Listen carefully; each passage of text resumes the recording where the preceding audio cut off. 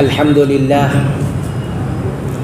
نحمده ونصلي على رسوله الكريم اما بعد اللهم انفعنا بما علمتنا وعلمنا ما ينفعنا وارزقنا علما تنفعنا به آمین۔ پچھلے درس میں نبی کریم صلی اللہ علیہ وسلم کے فرمان کی روشنی میں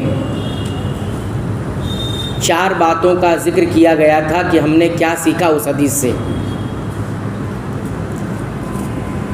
5ویں بات اس حدیث سے ہم نے یہ سیکھی ہے کہ اگر کوئی شخص نمازی جو امام کے پیچھے نماز ادا کر رہا ہے اور کسی رکن میں امام سے پہلے وہ رکن ادا کر رہا ہے، مثال کے طور پر سجدے میں اٹھنے میں وہ اپنا سر امام سے پہلے اٹھا رہا ہے، تو اس کا یہ عمل اس بات کی طرف اشارہ کرتا ہے، بتاتا ہے کہ وہ نماز سے جلدی نکلنا چاہتا ہے، نماز سے جلدی نکلنا چاہتا ہے۔ تو علماء نے کہا یہ بیماری ہے۔ یہ کیا ہے؟ بیماری ہے۔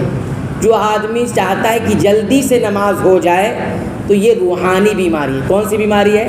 روحانی، جسم والی بیماری نہیں ہے کہ پیر دکھ رہا ہے، سر دکھ رہا ہے، پیٹ دکھ رہا ہے، نہیں، دل دکھ رہا ہے۔ کیا دکھ رہا ہے؟ دل دکھ رہا ہے۔ تو یہ روحانی بیماری ہے، یہ مرض ہے کہ جلدی نکلنا چاہتا ہے نماز سے۔ تو کہتے پھر اس کا علاج کیا ہے؟ اس کا علاج یہ ہے کہ انسان اچھی طرح یہ یاد رکھ لے کہ وہ امام سے پہلے سلام تو نہیں پھیر سکتا ہے۔ جب تک امام سلام نہیں پھیرے گا وہ سلام نہیں پھیر سکتا۔ اگر اس نے امام سے پہلے سلام پھیر لیا، نماز کیا ہو گئی؟ اس کی باطل، نماز اس کی ختم ہو گئی۔ اب وہ پوری نماز دوبارہ پڑھے۔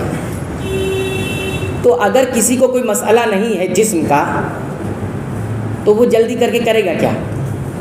نماز میں رکن پہلے کا ادا کر لے۔ بھائی امام صاحب ابھی سجدے میں جا نہیں رہے، خود ہی سجدے میں پہنچ رہا ہے، امام صاحب ابھی جھکے نہیں ہیں سجدے کے لیے، خود ہی جھک گیا ہے، تو یہ سب کیا ہے؟ دل کی روحانی بیماری ہے۔ علماء نے اس کو بیماری قرار دیا، مرض قرار دیا۔ تو یہ 5ویں بات ہمیں معلوم ہوئی۔ 6ٹھی بات کیا معلوم ہوئی؟ اللہ کے نبی صلی اللہ علیہ وسلم نے فرمایا کوئی ایسا کرتا ہے تو اس کی شکل کیسی ہو جائے گی؟ اس کا سر گدھے کے سر کی طرح ہو جائے گا، یا اس کی صورت گدھے کی صورت کی طرح ہو جائے گی۔ تو کیا ایسا ہوگا؟ تو ہم کیا کہیں گے؟ ہوگا۔ یہ بالکل جیسے رسول اکرم صلی اللہ علیہ وسلم نے فرمایا ہے ویسے ہوگا۔ یہ حقیقت ہے۔ کیا ہے؟ حقیقت ہے۔ اس پر ایمان لانا بھی ہم پر ضروری ہے۔ اب معنی کیا ہے اس کا مطلب کیا ہے؟ تو پہلا معنی یہی ہے جو صحیح معنی ہے کہ ایسا حقیقت میں ہوگا، کوئی ایسا کرے گا اور اللہ نے پکڑ کر لی۔ دیکھیے کیا اللہ نے پکڑ کر لی تو کیا ہوگا سزا کے طور پر؟ اس کا سر گدھے کی سر کی طرح یا پھر اس کی صورت گدھے کی صورت کی طرح ہو جائے گی۔ لیکن بعض علماء اس کو مسخ کہا جاتا ہے۔ کیا کہا جاتا ہے؟ مسخ، صورت کا بدل جانا، بگڑ جانا۔ انسانی شکل تھی اس کی، اب بگڑ کر کیا بن گئی ہے؟ جانور میں، اور کون سی؟ گدھے کی۔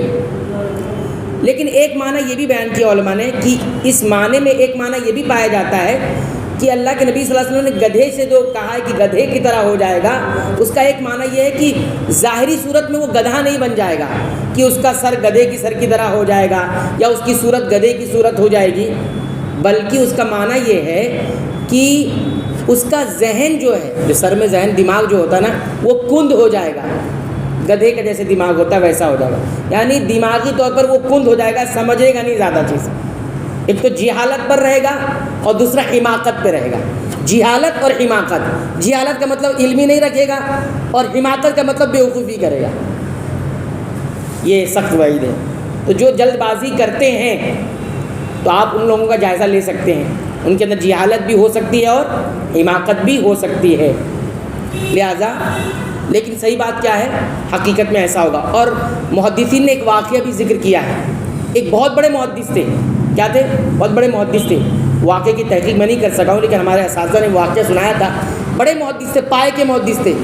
ان کی سیرت میں آتا ہے کہ وہ جب درس دیتے تھے تو پردے کے پیچھے سے درس دیتے تھے اور شاگرد پیچھے پڑھتے رہتے تھے حدیث ان سے، لیکن شاگردوں کا بہت اصرار تھا کہ شیخ آپ آگے آتے نہیں ہیں، پردے کے پیچھے درس دیتے ہیں. پہلے ویسے دیتے تھے، بعد میں انہوں نے ایسا کرنے لگے. تو پوچھا کیوں ایسا؟ تو ایک دن جب انہوں نے پردہ ہٹایا تو ان کا چہرہ گدھے کی طرح تھا. تو ان سے پوچھا گیا کہ یہ کیسے ہو گیا؟ تو انہوں نے جواب دیا کہ یہ حدیث میرے سامنے سے گزری تھی اور میرا ایمان تو اس پر تھا، بس میں اپنے دل کو اطمینان دلانے کے لیے میں نے ایک دن ایسا کر لیا. اپنے آپ کو اطمینان دلانے کے لیے ہوتا ہے کہ نہیں، اطمینان دلانے کے لیے ایمان تھا، سب کچھ تھا. بولے بس میرا یہ سر ایسا ہو گیا ہے. یہ واقعہ ہمارے اساتذہ نے ہمیں سکھایا. اس کی تحقیق میں نہیں کر سکا کہ صحیح ہے کہ غلط ہے، لیکن ہمارے اساتذہ نے اس واقعے کو سنایا.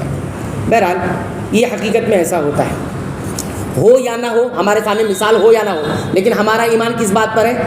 رسول اکرم صلی اللہ علیہ وسلم کے اس فرمان پر ہمارا مکمل ایمان ہے کہ ہوگا، ایسا ہی ہوگا. نہیں ہو رہا ہے تو اس کو جھٹلایا تو نہیں جا سکتا کہ ایسا نہیں ہوگا، کہ کسی کی مثال کا ہونا ضروری ہے. قیامت اللہ کے رسول نے فرمایا قیامت ہے، قرآن میں آیا ہے، تو ہوگی تو ہی مانیں گے؟ نہیں، قیامت ہے، یہ بات ہے. تو یہ چھٹی بات ہو. ساتویں اور آخری بات دیکھیے، اس حدیث سے ہمیں یہ سیکھنے کو ملی کہ ہمارے نبی محمد صلی اللہ علیہ وسلم اپنی امت پر کتنے مہربان تھے، کتنی شفقت کرنے والے تھے. وہ کیسے معلوم ہوا؟ وہ اس طرح پہ معلوم ہوا کہ اللہ کے نبی صلی اللہ علیہ وسلم کو جب کوئی بات اللہ تعالیٰ بتاتے کہ یہ عمل کرنے پر یہ سزا ہے، تو آپ چھپاتے نہیں تھے. کیا کرتے تھے؟ بتاتے تھے کہ ایسا کرو گے یہ سزا ملے گی. یہ کس بات کی علامت ہے؟ کہ انسان دوسروں کے ساتھ شفقت رکھتا ہے. ہمیں بھی بہت ساری باتیں معلوم ہوتی ہیں، لیکن ہم اپنے دشمن کو نہیں بتا، اس کو بتا دیں گے تو بچ جائے گا.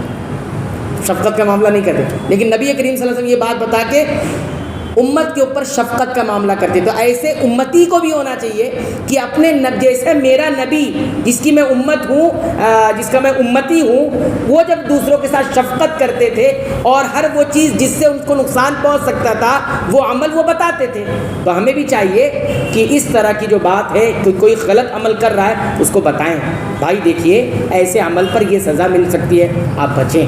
ہمیں بھی پیار محبت کے ساتھ یہ بتانا چاہیے تاکہ ہمارا اور دیگر مسلمانوں کے درمیان شفقت والا، رحمت والا اور محبت والا معاملہ رہے. تو یہ ساتویں بات ہمیں معلوم ہوئی. اور کسی عمل میں ثواب بتایا گیا ہے تو ہمیں وہ عمل بھی بتانا چاہیے کہ دیکھیے یہ عمل پر اتنا بڑا ثواب ملتا ہے، واقعی وہ عمل ثابت ہے.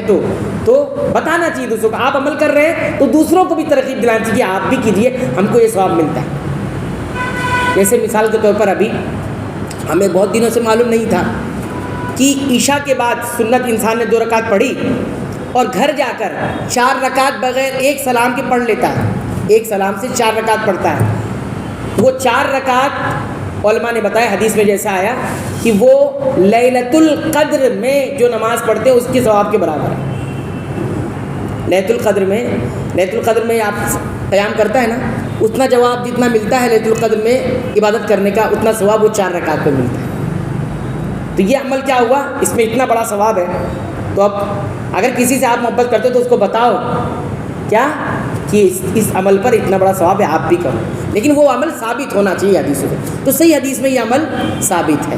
تو یہ کرنے والی چیز پر بتایا اور بچنے والی چیز پر جو سزا ہے وہ بھی بتایا جائے، کیونکہ نبی کریم صلی اللہ علیہ وسلم ایسے ہی کیا کرتے تھے. جس عمل پر سزا ہے وہ بھی بتاتے تھے اور جس عمل پر ثواب ہے وہ بھی بتاتے تھے. تو اس طرح ہمیں بھی رہنا چاہیے. اللہ تعالیٰ سے دعا ہے رب العالمین تو ہمیں سنتوں کے مطابق اپنی تمام عبادتوں کو ادا کرنے کی توفیق عطا فرما. اے اللہ تو ہمیں بخش دے، ہمارے والدین کو بخش دے، تمام مسلمانوں کو، مومنوں کو، اہل توحید کو بخش دے. آمین.